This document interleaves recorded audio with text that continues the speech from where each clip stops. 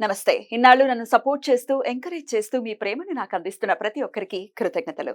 అలాగే ఈ వీడియో కూడా ఖచ్చితంగా మీకు ఉపయోగపడుతుంది. లైక్, షేర్ అండ్ సబ్స్క్రైబ్ చేసి మీ సపోర్ట్‌ని నాకు అందించండి. అలాగే ఈ వీడియో పట్ల మీకున్న అభిప్రాయాన్ని కామెంట్ సెక్షన్‌లో కామెంట్ చేసి తెలియజేయండి. ఇప్పుడు వీడియోని చూద్దాం. నమస్తే. Welcome to our channel. నేను పద్మిని. ప్రస్తుతంతో పాటు ప్రముఖ ఆధ్యాత్మికవేత్త, ఆస్ట్రోన్యూమరాలజిస్ట్, వేదిక్ వాస్తు స్పెషలిస్ట్, శ్రీ విద్య మరియు హనుమత్ ఉపాసకులు బ్రహ్మశ్రీ డాక్టర్ సిస్లా జయశంకర్ గారు మనతో పాటు ఉన్నారు. మాట్లాడదాం. సార్ నమస్తే సార్. ఆయుష్మతి భవ. నక్షత్రాల గురించి సవివరంగా తెలియజేస్తున్నారు. ఏ నక్షత్ర జాతకులు ఎలా ఉంటారు, అది కూడా పాదాల వారీగా చెప్తూ ఉన్నారు. చాలా మందికి తెలియచ్చు, తెలియకపోవచ్చు. మా పాదం ఏంటో తెలియదు, పాదాలు ఉంటాయా అని. 4 పాదాలు ఖచ్చితంగా ఉంటాయి. ఆ పాదాల వారీగా కూడా చెప్తూ ఉన్నారు. ఏ దైవారాధన చేయాలి అనేది కూడా వివరంగా తెలియజేస్తున్నారు. పునర్వసు నక్షత్రం దగ్గర ఉన్నాం. సాక్షాత్తు శ్రీరామచంద్రమూర్తి నక్షత్రంగా చెప్తూ ఉంటారు కాబట్టి మరి ఈ పునర్వసు నక్షత్రం మరి రామచంద్రమూర్తి నక్షత్రం కాబట్టి అందరూ అలాగే ఉంటారా అంటే మీరే చెప్పాలి. ఎలా ఉంటారు పునర్వసు నక్షత్ర జాతకులు? తప్పకుండా అమ్మా. అది త్రేతాయుగం కాబట్టి ఆ యుగంలో పుట్టిన పునర్వసు నక్షత్రంలో పుట్టిన శ్రీరామచంద్ర ప్రభు అలా ఉన్నారు. అది రాముడు కాబట్టి శ్రీరామచంద్రుడు అవతార పురుషుడు. ఇకపోతే మనం ఇప్పుడు కలియుగంలో ఉన్న ఇప్పుడున్న మనుషులు పునర్వసు నక్షత్రంలో పుట్టిన వాళ్ళ లక్షణాలు ఎలా ఉంటాయంటే, అసలు ఈ పునర్వసు నక్షత్రం అనేది ఆకారం 5 నక్షత్రాల ధనురాకారంలో ఉంటుంది. నక్షత్ర ఈ నక్షత్రం పునర్వసు నక్షత్రం ఆకారం 5 నక్షత్రాల ధనురాకారంలో ఉంటుంది. దీనికి ఈ నక్షత్రానికి గురువు అధిపతి. ఏంటి వీళ్ళు జనరల్గా వీళ్ళ లక్షణాలు ఎలా ఉంటాయంటే, దాన ప్రీతి అంటే దానం ఇవ్వడానికి ఇష్టం వాళ్ళకి, సుఖము, నిదానము, అనారోగ్యత, అధిక దాహము, అల్పసంతుష్టి, మనోబలహీనత, ఇవి కామన్గా లక్షణాలు. వీటిల్లో పాదాల వారీగా మనం డివైడ్ చేసి తీసుకుంటే, 1వ పాదం వాళ్ళు భారీ శరీరం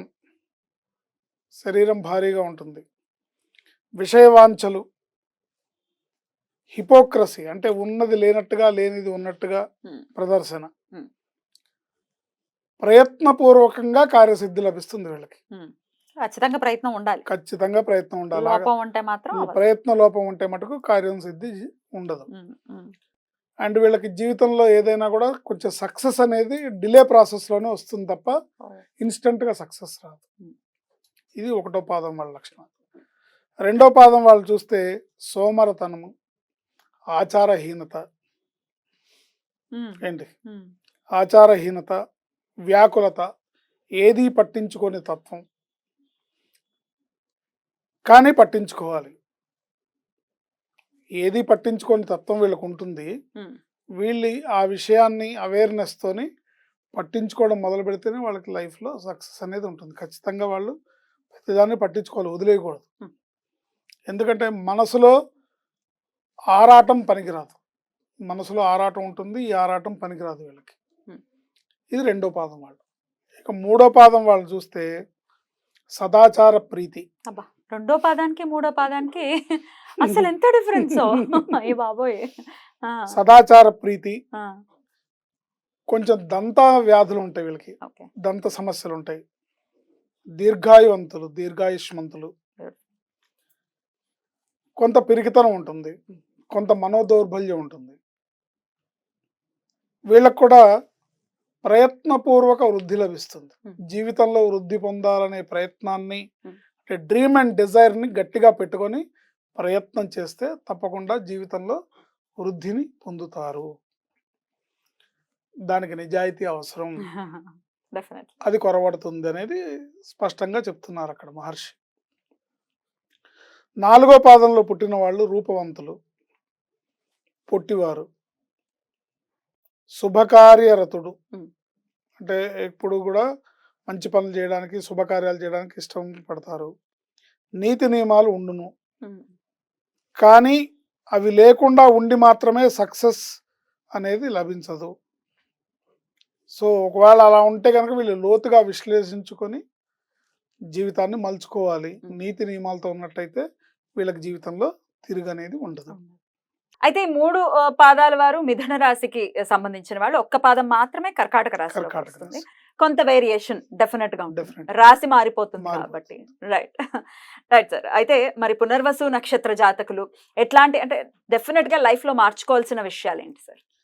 ఇప్పుడు మీరు ఎవరన్నా పునర్వసు నక్షత్రంలో పుట్టిన వాళ్ళని నీదే నక్షత్రం అని అడిగితే పునర్వసనంగానే ఓ శ్రీరామచంద్ర నక్షత్రం అంటారు. వావ్ అనే పదం వావ్. ఖచ్చితంగా వస్తుంది. అంటారు. అవును. ఎందుకు? ఆ. అలా ధర్మబద్ధంగా Exactly. అలా ఉంటారని. ఉంటారని సో ఎక్స్పెక్ట్ వీళ్ళు చేస్తారు కూడా. చేస్తారు కూడా. సో ఓ శ్రీరామచంద్ర ప్రభువు నక్షత్రం అంటారు.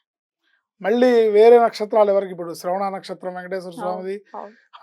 ఆరుద్ర ఆరుద్ర నక్షత్రం శివుడిది. శివుడిది. మళ్ళీ వీళ్ళకి ఎవరికి అట్లా వావ్ అని అనరు. అవును.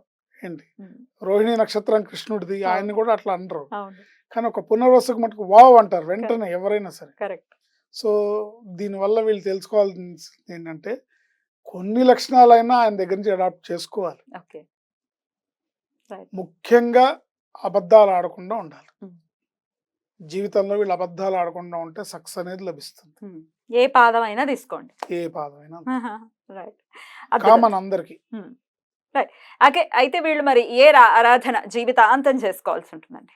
వీళ్ళు జీవితాంతం శ్రీరామచంద్ర ప్రభువుని ఆదర్శంగా తీసుకొని సీతారామ లక్ష్మణులు ఆరాధించాలి. ఉమ్. హనుమత్ సమేత సీతాలక్ష్మణ భరత శత్రుఘ్న హనుమత్ సమేత ఉమ్. శ్రీరామచంద్ర ప్రభువునే ఆరాధించాలి. రైట్. చేసినట్టయితే బాగుంటుంది. రైట్. ఆడవాళ్ళకైనా మగవాళ్ళకైనా ఒకటేనా అంతే. సార్ ఇప్పుడు మీరు చెప్పిన అంతే, లక్షణాలు ఆడవాళ్ళకైనా గానీ? మగవాళ్ళకైనా ఒకటి, రైట్. ఎవరికైనా ఒకటి. రైట్. ఎందుకంటే అక్కడ మహర్షి విడివిడిగా ఇవ్వలేదు. మగవాళ్ళకి ఈ లక్షణాలు, ఆడవాళ్ళకి ఈ లక్షణాలను ఇవ్వలేదు. రైట్. కెరియర్ ఎలా సెటిల్ అవుతుందని అనుకోవచ్చు సార్ వీళ్ళది? వీళ్ళు ముఖ్యంగా ధర్మ మార్గాన్ని ఎక్కువగా అవలంబిస్తే జీవితంలో అదొక నియమ నిబంధనగా పెట్టుకొని నేను ధర్మంగా బతకాలి అని ఆలోచించి ధర్మ మార్గాన్ని అవలంబిస్తే తప్పకుండా కెరియర్లో సెటిల్ అవుతారు. ఉమ్. ఉమ్. కెరియర్ విషయంలో వీళ్ళు జాగ్రత్త తీసుకోవాలి, ఉమ్. ధర్మ మార్గాన్ని ఎంచుకోవాలి, నీతి నియమాలని వదలకుండా, ఉమ్. నియమనిష్టలను వదలకుండా అవి ఒక హ్యాబిట్ కింద చేసుకొని నేను ఇలా ఉండాలి, నేను ఇలా జీవించాలి, ఎక్కడా కూడా శ్రీరామచంద్ర ప్రభువుకి నేను బ్యాడ్ నేమ్ తేకూడదు అనేది ఖచ్చితంగా మస్తిష్కంలో మైండ్లో ఉండాలి. పెట్టుకోవాలి. రైట్. పెట్టుకొని ఆయన జీవన విధానాన్ని 1% ఇంప్లిమెంట్ చేసుకున్నా కూడా ఉమ్. ఈ కలియుగంలో అది 100% కింద మారుతుంది. డెఫినెట్లీ. ఆయన 100% ఇంప్లిమెంట్ చేసుకోకర్లా, చేసుకోవడం అసాధ్యం కూడా. అది 1% చేసుకున్నా కూడా ఉమ్. తప్పకుండా వీళ్ళ జీవితం సుగమమై రాజమార్గంలో వెళ్తుంది. రాముడి గురించి ప్రస్తావన వచ్చినప్పుడు ఖచ్చితంగా పితృవాక్య పరిపాలన అనేది మనందరికీ తెలుసు. అవును. ఫస్ట్ వచ్చేది అదే, తండ్రి చెప్పాడు వెళ్ళాలి అంతే అని. మరి తండ్రి విషయంలో గాని తల్లి విషయంలో గాని ఎట్లా ఉండాలి వీళ్ళు? అదే ధర్మ మార్గం. ధర్మం అంటే అదే కదమ్మా. ఉమ్. ధర్మం అంటే ఏంటంటే ఒక కొడుకుగా నీ ధర్మాన్ని నువ్వేం చేయాలి. ఉమ్. కొడుకుగా నీ ధర్మం ఏంటి? తల్లిదండ్రుల మాట వినడమే ధర్మం. అంతే. ఏంటి ఉమ్. ఎదురు చెప్పడం ధర్మం కాదు. ఉమ్. తల్లిదండ్రుల మాటని తోలనాడడం ధర్మం కాదు. ధర్మంగా బతకాలి, తల్లిదండ్రుల మాటను మన్నించాలి, వాళ్ళు చెప్పినట్టుగా వినాలి, వాళ్ళ మాటని తోలనాడకూడదు. అట్లాగే అట్ ది సేమ్ టైం మిగతా విషయాల్లో ధర్మ మార్గంగా అబద్ధాలు ఆడకుండా రైట్. అన్ని విషయాల్లో మనసా వాచా కర్మణ త్రికరణ శుద్ధిగా అన్ని బాగుంటే. చాలా బ్యూటిఫుల్ గా ఎక్స్ప్లెయిన్ చేశారు. కృతజ్ఞతలు. ఇక నెక్స్ట్ ఎపిసోడ్ లో పుష్యమి నక్షత్రం గురించి మాట్లాడుకుందాం. నమస్కారం. ఆయుష్మతి భవ.